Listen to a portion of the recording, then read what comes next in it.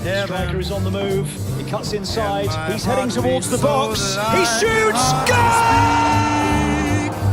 When we're out together, dancing cheek to cheek.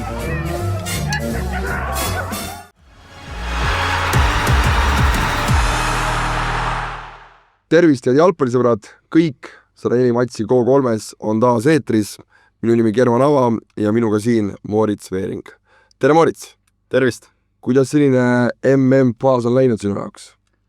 No, ma usun, et väga mõnus algus on olnud MM-ile. Et meil on olnud selliseid vahvaid üllatusi, kus väiksemad on saanud suuremate vastu Roheneeme saared Hispaania. Ka mängides tegid suurepärase esituse, samas ka staarid on säranud, saanud ennast käima. Oleme näinud ilusaid väravaid, põnevaid mänge, et ma ütleks küll, et see esimesed alagrupi mängud on olnud ilusad. Kuidas unetundidega on senimaani? Minul on unetundidega praegu väga hästi, et mängud, kus ma olen kommenteerinud, on kenasti kell 12 paiku ära lõppenud, siis mingid põnevad mängud on lihtsalt veidi kauem üleval olnud ja muude kohtumistega on saanud järgmisel päeval, ütleme ennast kurssi viia. Päris meie need machine Andre Lepson ei ole, et Andre, kui tema kord on, siis tuleb räägib ise, kuidas nende öiste mängudega on. Aga läheme meie äkki asja juurde, võtame tänases episoodis kokku siis esimese vooru kohtumised, kuidas on läinud suurtel riikidel, kuidas on läinud nõrgematel, et teatavasti siis viimased 5 MM-i ei ole võitnud avamängu meeskond, kes on tulnud hiljem maailmameistriks. Suuremad 3 on Hispaania, Portugal, Brasiilia. Kas meil on maailmameister teada, Moritz?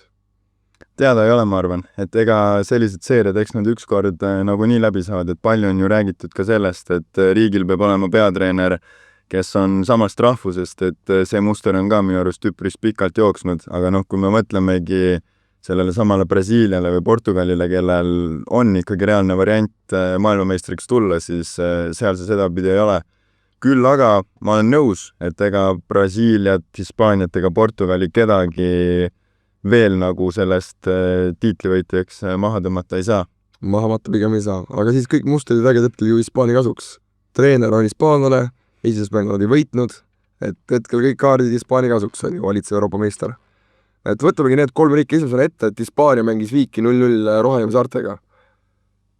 Oli see sinu jaoks üllatus? Ma tean, et sina seal mängu kommenteerisid. Me teame, et Roheneeme saartel kerkis sangariks Vozinja, kellel enne mäng oli 40 000 jälgijat ja nüüd on see jälgijaskond üle 10 miljonist, et ei kuskilt nii kuulsaks. Ei, muidugi oli üllatus, et selge see, et oli üllatus ja eelkõige just oligi nagu üllatus see, kuidas tegelikult ka Roheneeme saared seda mängu mängisid, et see distsiplineeritud, hingestatud kaitsed ja seda me võib-olla võisime oodata, arvestades seda ka, millise valiksarja nad tegid, kus koduväljakul ei löönud neile mitte keegi väravat. Aga lõppkokkuvõttes ikkagi ka see, kuidas nad suutsid palliga mängida, kuidas nad julgelt mängisid peale löökideni, nad sisuliselt ei jõudnud, küll mängu lõpus neil see võimalus tekkis, siis ikkagi hoida Hispaania 0 peal 90 minutiga oli võimas. Väga võimas. Ja ikkagi see 40-aastane Vozinja, me ei saa temast ülegi ümber, et juba väga ootame, kuidas teil järgmised mängud lähevad.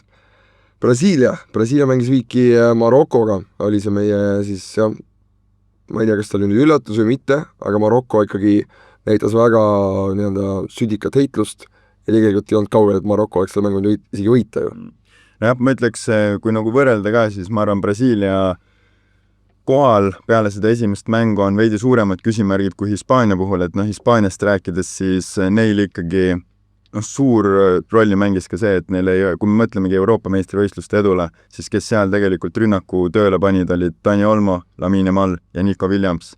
Et neid 3 meest polnud mitte kedagi De La Fuentel algust peale kasutada ja kohe, kui nad ka mängu tulid, siis Yamali ja Olmo efekt oli nagu nipsust näha. Et Nico Williams nagu nii väga mängu ei jõudnud, ütleme tema nagu see hooaeg on olnud ka keerulisem, aga Brasiilial ei anna sinna taha pugeda ja ikkagi Maroko jättis palju parema mulje, et Brasiilia puhul ikkagi väga suurt rolli, ma arvan, mängis see, et kuidas lõpuks Ancelotti saab ka need ülemised mehed kaitsetööd tegema, et kui juba Maroko-sugune võistkond, kes sinna ründama läks, ja Brasiilia kaitses seal ainult 7 mängija, kes neil oli keeruline, et Maroko mängis väga head momendid endale välja, jättis seal mõned löömata ja kui Vinicius, Rafinha tagasi tulema ei hakka, siis on raske.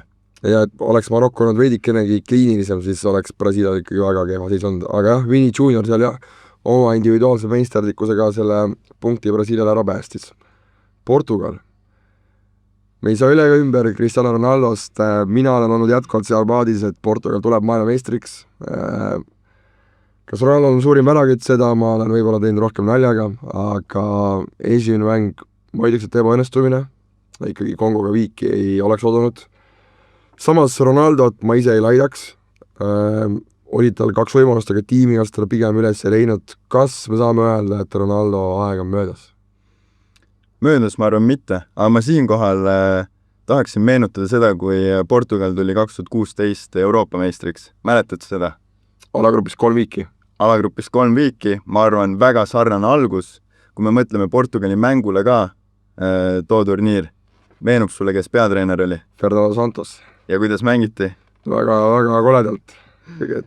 Minu jaoks see muster praegu on Portugalil sama ja see mind veidikene hirmutab. Kui kellegina, kes ei taha, et Portugal võidab meistritiitli.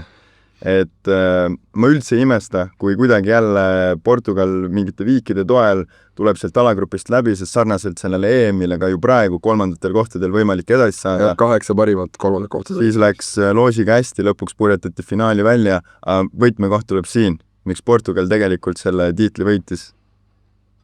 Finaalis mõtled siis, just, et see Ronaldo sai vigastada. Ronaldo sai vigastada ja ma arvan, et Portugali koondis vajab seda, et Ronaldo saaks vigastada, sest pingi peale teda panna ei saa, see tekitaks liiga suure, ütleme siukse furoori igal pool ühiskonnas, meeskonnas, ka Ronaldo sees endal, aga kui teda pole seal võistkonnas sellepärast, et ta sai vigastada, siis tegelikult ma arvan, Portugali mäng hakkab paremini toimima. Et tema nimel ka rohkem veel mängida võib isegi.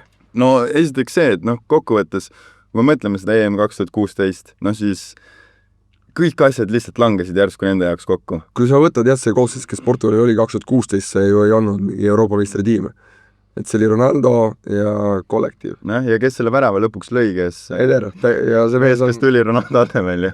Just, et kui me praegu võtame Portugali, siis no ma ei tea, et koosseis on parem kui kunagi varem, aga just Ronaldo on 41, et see mäng jättis päris palju küsimärke õhku, aga ma ise ei tahaks laita Ronaldot otseselt, aga samas sa näed, et raske on veel, aga Messi, kübartrikk. Uskumatu. Käsitlematu vana. Ja ma ütlen, kõige enam, mis mind nagu Messi puhul ka, me teame ta kvaliteeti ja võib-olla ei ole hea öelda, et üllatas, aga ikkagi, et arvestades seda, et ta ei ole sellises suures pildis olnud, ta on seal Ameerikas rahulikult mänginud ja palju on nagu vigastatud ka olnud, aga kui terav ta liigutus lõpuks ikkagi oli, aga Alžeeria ei ole mingi naljapunt vastas, et see ei olnud siuke Kuražav või asjad, vaid see on ikkagi maailmastaarid Euroopa tippliigadest ja ei saanud kätte. Niivõrd kiiresti mängib selle löögi endale välja, sa näete liigutuses, kuidas ta läheb löögile, lükkab selle palli ette, juba on löök tehtud ja see on seal ristnurgas olemas. No nii osa mängiliselt, et tal on valus küll juba 38, aga ta teeb, mis tahab, et põhjusega läbi aegade üks parim jalgpallurik, kõige parem on ju. Kõige parem. Lepime selles kokku. No las igaks jääda oma arvamuse juurde, aga ei, Messi on Messi valitseb maailmameister, kas kordab tiitlit? Kas kaitseb tiitlit? Võt seda ma ei julge öelda. Ja ma ei taha ka öelda sellepärast, et kui mul paluti enne turniiri välja tuua keegi, kes sellel turniiril põrub, jookseb latil läbi, siis ma ütlesin Argentiina. Veidi kahetsen juba praegu, aga samas ma lähenesin niimoodi, et ma pidin valima kellegi, kes on suur soosik. Argentiina üks neist on ja minu jaoks kõige magusam, keda oli öelda, oli Argentiina. Aga avamäng oli võimas. Just, aga samas jah, avamäng ei tähenda mitte kui midagi kokkuvõttes. Jah, Argentiina ise näitas seda eelmine MM. Just, et nad kaotsid Saudi Araabia 2-1 Kataris ja siis läks teise tuge, et midagi ei ole läbi. Mina panin suureks ebaõnnestuks Hispaania, vaatame, kuidas sellega läheb, et lubav algus minu poolt. Aga Prantsusmaa võitis Senegali 3-1, üks suurimaid favoriite. Kylian Mbappé lõi 2, Barcola sai ka 1 kätte, et sina seda mängu jälle kommenteerisid. Kuidas sulle Prantsusmaa tundus? Ideaalne algus, ma arvan, nende jaoks see mäng ei oleks saanud paremini minna. Et näiteks kui Prantsusmaa oleks võitnud selle viisil 3-1, aga Mbappé asemel oleks Dembélé löönud 2 tükki, ma arvan, oleksid suuremad küsimärgid. Aga võistkonna kapten ikkagi ka liider, ütleme nagu ka prantslaste silmis on tegelikult liider ikkagi Kylian Mbappé, mitte Ballon d'Ori võit Dembélé. Sai oma 2 kätte, ma arvan, terve võistkond on seal taga.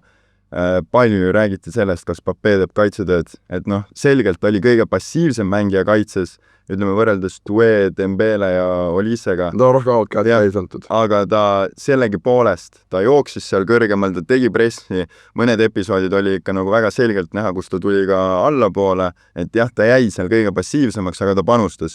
Et sellist jalutamist, nagu ütleme Vinicius Brasiilia eest tegi seal mängu algus, ma eriti eredalt mäletan ühte momenti. Marokost jah, seda Mbappé ei näidanud, et ja mis mulle veel Prantsusmaa puhul meeldib, on see, et kui me räägime sellest mustrist, kuidas on tuldud varem maailmameistriks, siis Prantsusmaa väga multikultuurne riik, siis see võistkond praegu on saanud endale jälle selle kollektiivi kokku.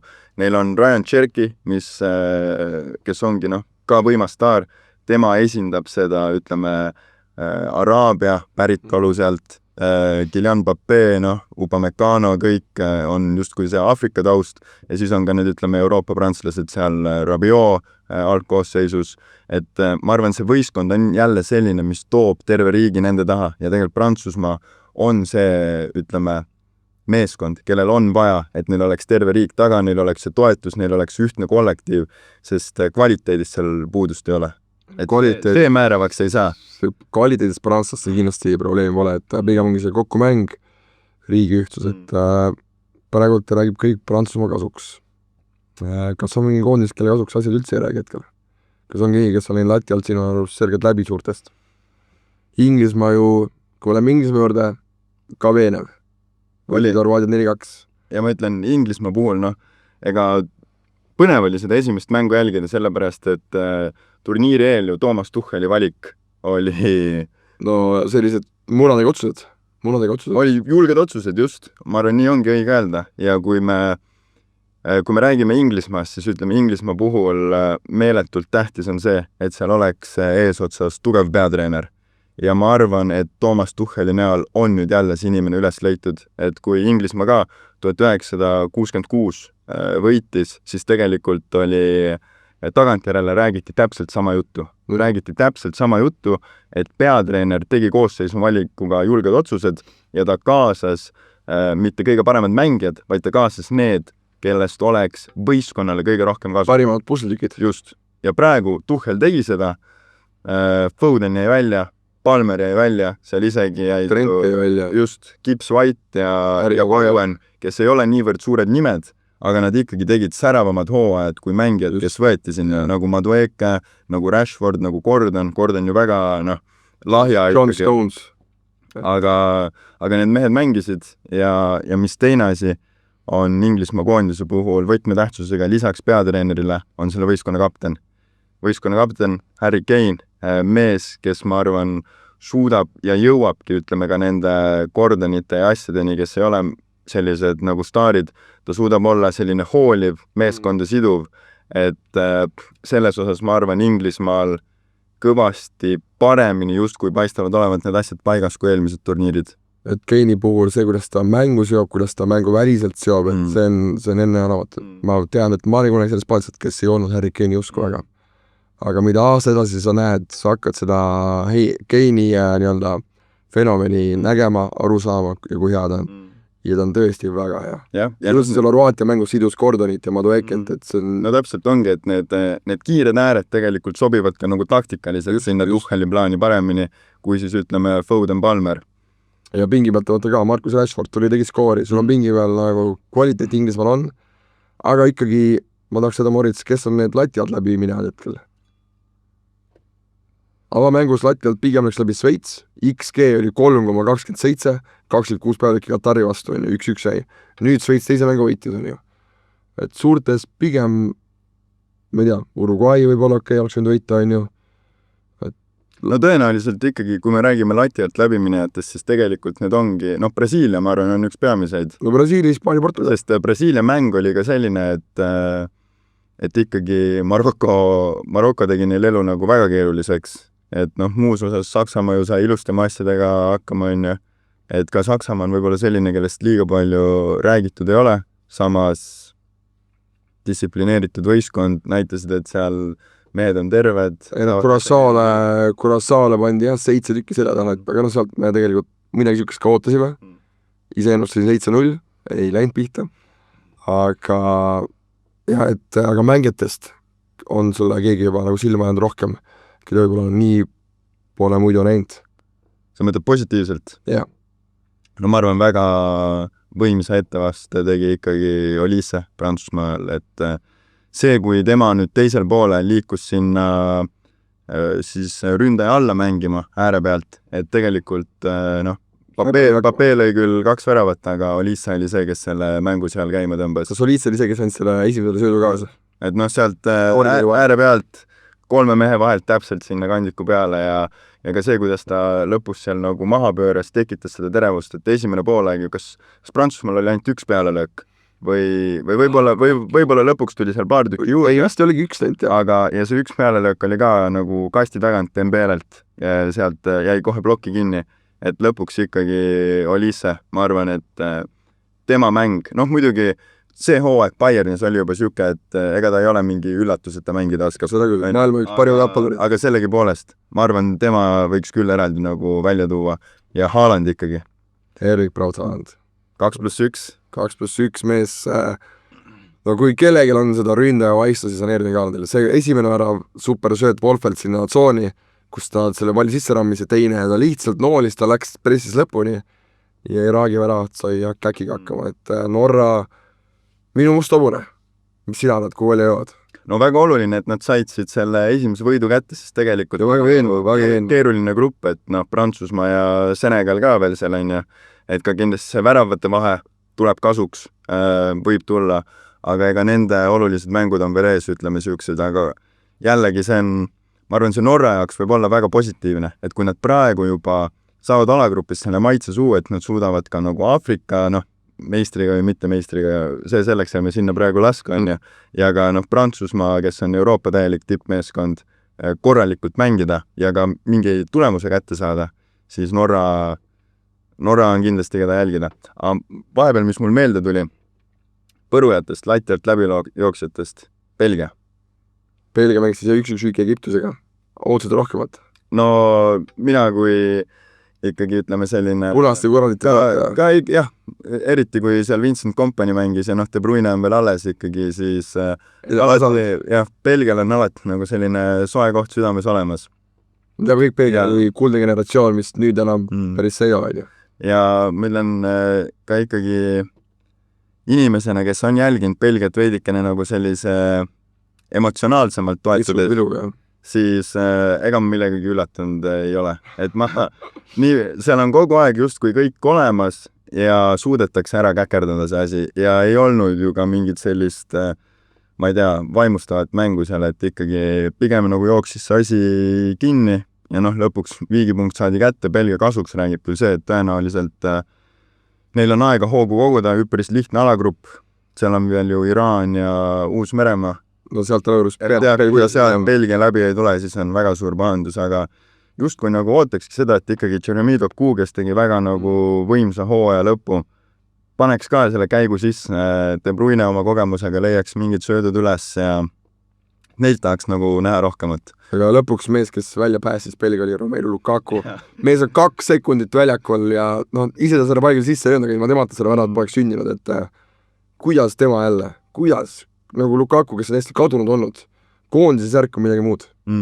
Et tuli ja põhimõtteliselt lõi ära, aga jah, kui sa sealt alust edasi ei tule, siis suur pahandus on isegi veel vähe öeldud, et Belgia ma pigem ennustama, et läheb edasi. Aga jah, Saksamaa ütles siis korras saavad 7-1, ka neil on pigem asjad korras, on ju. Et pigem, kuna meil on see uus nii-öelda süsteem, et kus 8 parimat 12 lähevad edasi, 3 kohad, siis pigem ükski suur välja ei jää. Keeruline näha. Praegu peale esimesi mänge on küll keeruline näha. Kui ma ei tea, Brasiilia nüüd täna on hädas Haitiga, siis võib-olla, kuna viimane mäng Šotimaa vastu on ka päris pähkel, aga ma arvan, siin me ruttame juba sündmustest ette, kui me sellest rääkima hakkaks. Ja Brasiilia, Haiti, kui sealt neid paasti, siis ma ei tea, siis on Don Carlol ka juba vaja. Aga jah, Haiti selles mõttes, mina nagu ootasin Šotimaalt suuremat jõudemonstratsiooni, et lõpuks jäi mäng ainult 1-0. Ja Haiti oli päris vähe isegi. Ja, et Haiti võib olla ka nendest väikestest saareriikidest siuke, keda nagu, keda nagu lihtsalt võtta ei saa. Aga Aasia riigid, Lõuna-Korea alustas võidukalt, Jaapan mängis Hollandiga 2-2 viiki. Hollandi puhul, keda räägiti, et siin matemaatikud ennustavad neid championiks. Holland, kas pigem üllatas see, et Jaapan oli nii hea või et Holland oli kehv? Kusjuures mind pigem üllatas Holland. Ma kartsin hullemat sealt. Yeah. Ma kartsin hullemat selle põhjal, et muidugi sõprusmängudesse ei saa laskuda, aga ikkagi Hollandi koondis oli üks nendest, kes Usbekistani vastu mängis oma viimase sõprusmängu täiskoosseisus. Küll kooliväljakul. Kooliväljakul küll, eks see ka mõjutab, ma arvan. Aga Kuuman ütles väga selgelt välja, et minul mängivad Usbekistani vastu mehed, kes on ka MM-il algkoosseisus, võib-olla paari muudatusega. Nii ka oli. Ja Holland oli raskustes. Oli Usbekistani suguse koondise vastu raskustes. Ei löödud seal küll ka ise ära, aga ikkagi kohati oli see mäng väga ümmargune. Ja teades nagu seda, milline võistkondlikkus on Jaapanil ja kuidas nagu hakatakse sealt tulema, siis ma arvan, et isegi Holland mängis tublisti selles mängus, sest Jaapan ei olnud lihtne vastane. Ja tegelikult oldi ka ju võiduna lähedal, vaata Jaapan lõpus seal lõi tagasi, et ma arvan, Hollandi võit Jaapani üle oleks olnud kõva avaldus, sest mina näin Jaapanit sellisena, kes võib siin turniiril teha suuri asju. Ma arvan, et teevad ka, et see juba nende see keemia pärast mäng, kuidas nad seal koristavad kõik ära ka, et see on nagu müts maha ja täiesti suur eeskuju, et Moritz teatas, sina oled ka meil noortetööjuht ja jalgpallitreener, et kas sa käisid ka oma noortel nii teha, nagu Jaapani mehed teevad? Muidugi, ma arvan, see on väga oluline asi, et kui me lähmegi ka kuhugi võistlema turniirile, me ei jäta sinna oma pusasid tossne vedelema, asjad lähevad koti sisse, kotid lahti seina äärde, et väga tähtsad ka sellised väiksed asjad. Loeb väga palju tegelikult. Muidugi, et kui me vaatame ka ikkagi tippakadeemiaid üle Euroopa, siis me tegelikult näeme ka seda, et seal on see kord samamoodi paigas, et selleks, et asjad toimiksid väljakul, peavad need toimima ka väljaspool väljakut. Just, viisakus on kõike. Aga teine ring ka, täna öösel ju lahti rullis juba Kanada, kes alustas turniiri viiga, pani täna kas 6, just, et Kanada, USA, Mehhiko. Korraldajamaad, kes jõub kõige kaugemale turniiri jooksul? Ma julgeks öelda Mehhiko. Ja Mehhiko jõub kõige kaugemale? Nendest 3, jah. Miks? Ma arvan, seal on seda sisu kõige rohkem ja neil on ka see eelis, et nad saavad seal, millest Andre Lepsonile meeldib väga palju rääkida, nemad saavad seal kõrgmäestikus mängida, enamik mängud minu arust. Et vist, kas oli äkki nii, et kui nad alagrupi võidavad, siis nad saavad ka play-off hakata seal mängima? Just, ja meie praegu on reaad 1-0 ja pigem on suht kindel, et nad saavad seda teha. Aga äkki see kodufännide toetus paneb lisalinge peale? Ma alati võib panna. Ma pigem arvan, et üldiselt ikkagi nähes ka kas või seda avamängu, kuidas ikkagi publik oli võistkonna taga. Et Mehhikos ka minu teada on olnud päris keeruline periood. Seal ju Jimenez isegi, ma arvaks, see 1,5–2 aastat tagasi võttis nagu väga korralikult sõna ja manitses seal inimesi, et oma võistkonda tuleb toetada, mitte maha teha. Et siis mul on tunne, et praegu on see asi hakanud minema paremuse poole ja mida siin Mehhiko puhul on ju ka räägitud, et see treener, kes seal praegu on vaikselt kaasanud ka neid nooremaid mängijaid, mille peale muidu on olnud nagu suur mahameel. Jah, turniiri noori mängija Gilberto Mora, Cruza suuli mängija ja nähakse, et järgmine Mehhiko suur talent, uus Chicharito või kuidas see nägi. Turniiri suurim varakutt hetkel oma varav. Mitte isegi Messi, et mis me selle kohta ütleme, et oma aravad on jalgpallis viimasel ajal ikkagi aina rohkem ja rohkem esile tulnud, et ka möödunud MM ju päris palju oma aravaid löödi, et kuidas sa näed oma arvata nii-öelda seda asja, et kas see on see, et lüüakse ründajas pall ära või siis selline õnnetu juhus? Ma arvan, see on veidikene, ma ei usu, et see juhus on, ma arvan, see on veidikene see, kuhu suunas jalgpall liigub, et kuivõrd nagu analüütiliseks see juba muutub ja noh, vaadataksegi ja tehaksegi mängijatele selgeks, et kui me jõuame ja viime palli sinna tsooni, siis sealt ääre pealt tulevad mingid teravad senderdused kasti, siis väga palju siis tõstab selle tõenäosust, et sealt võib lisaks sellele, et oma mees saab jala vastu ka, et vastasmängija. Lisaks turniiri oleme näinud väga palju peaga löödud teravaid. Ka see on ju uus muster, nii-öelda standardid, kõik need pallid kastjad. Mis pallist sina oled, et kas standardid on siia selleks, et jääda, et see ongi selline uus jalgpalli osa nii-öelda, et ta kogu aeg olnud jalgpalli osa, aga seda rõhku on ju pandud sellele aina rohkem ja rohkem ja rohkem. No peame tänama Mikel Artetat. Keda muud? Aga ei, mis seal ikka, noh, see ongi, ma arvan ka paljuski sellest, et kui juba Roheneeme saared suudavad kaitsta niivõrd organiseeritud ja distsiplineeritult, et lahtisest mängust on neile raske väravat lüüa, kui sul on seal konkreetselt 11 meest on oma kasti ees või isegi kohati oma kasti sees, siis need seisva palli olukorrad on, kus võib nagu siis selle asja lahti muukida lõpuks, et ega Hispaania ka ju Laporte oli üks hetk väga lähedal, lükata see pall sinna posti kõrval ära seal väravavaht Vužinja. Saras supertäiega et juba kui ka Hispaania-sugune meeskond hakkab standardid lükkama ja neil on ka seal Mikel Merino veel, kes Arteta, oma poiss Arteta on ju ka hispaanlane, et kui juba Hispaania koondis hakkab standarditest väravaid lööma ja kasutama, sest see oli mõeldamatu, kui seal mängisid Xavi, Iniesta ja Sergio Ramos ja Puyol olid, on ju. Aga pigem mängiti liidud lahti. Aga ikkagi enamik väravad tulid sellest, et kombineeriti nagu. Et ma arvan, see osakaal on tõusnud ja see on lihtsalt jalgpalli osa. Aga sulle meeldib see uus osa? Ma just et ei meeldiks. Ma olen pigem ikkagi selline jalgpalli romantik ka. Ma naudin neid Serie A esmaspäevasi mänge. 0-0 ja standardid käest. Kus on ka võitlus, et minule selles suhtes nagu Roheneeme saarte mäng, ma nautisin seda. Ma arvan, see oli üks põnevamaid 0-0, mida ma olen näinud ja ma imetlen seda, kui üks võistkond nagu kaitseb ja võitleb. Aga samas on jõudnud nagu ka umbkaitses, kui võtab seda saarte. Ma ütlengi, et see et inimesed ei saaks valesti aru, siis Arsenali mängustiil mulle ei sümpatiseeri. Et kui Roheneeme saared suutsid ikkagi suurema pallivaldamisega selle asja ära mängida, kui Arsenal PSG vastu finaalis, siis see on nagu see, mille taga ma olen, et just see võitluslikkus ja ka standarditel väga oluline osa. Aga Roheneeme saarte puhul me saame öelda, et nad on ikkagi nagu väike riika. Arsenal, ikkagi Arsenal, kui me võtame koondise näol, siis ta oleks siuke, ma ei tea, Inglismaa äkki. Ei, muidugi. Et jah, sealt see vaja tuleb. Moritz, vaikselt hakkame lõpusirgele jõudma, nüüd teine voor on lahti läinud. Kes tuleb meistriks? No ma enne turniiri ütlesin Hispaania ja kui ma peaksin ütlema endiselt loogiliselt mõeldes, siis ma ütleks Hispaania. Kui ma peaksin muutma peale avavooru. Ma ennustan selleks Prantsusmaa. Just. Siis ma arvan Prantsusmaa minu jaoks nagu tõesti saksaid ka hästi. Ja Põruja? Põruja. No ma ei tea, kas Belgiat saab Põrujaks panna. Pigem ei saa. Ja me arvu veel pane. No siis ma jään Argentiina juurde. Argentiina Põru. Toome, kus Messi kübar ülejäänud 2 mängu saavad tuppa. Jah, läheb teistpidi kui eelmine MM. Et nad alustasid kehvasti, lõpetasid hästi, nüüd alustasid hästi, lõpetavad kehvasti. Ja osa lõpetama ei kellegi muu kui Ronaldoga. Kuidas tal läheb? Kuidas Portugali läheb veel?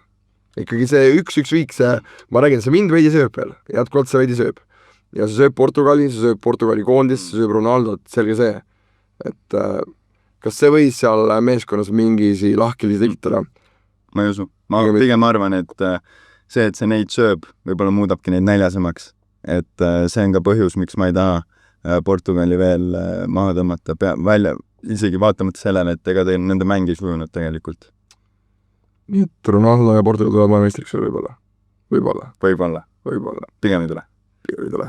Okei. No Moritz on sõna öelnud, mina manifesteerin, et tuleb. Meil neid osasid tuleb ka meil veel küll, aga aitäh, Moritz, et sa tulid. Need osasid tuleb meil veel. Sinuga koos, ma ei tea, kas me saame rääkida või mitte, aga mulle alati sinuga väga meeldib rääkida, kuna me koos ju mängi kommenteerime ja ka MM-il me koos kommenteerime. Aga aitäh teile, et te selle aja leidsite. Kohtume siis, kui on juba õige aeg. Aitäh! Suur tänu!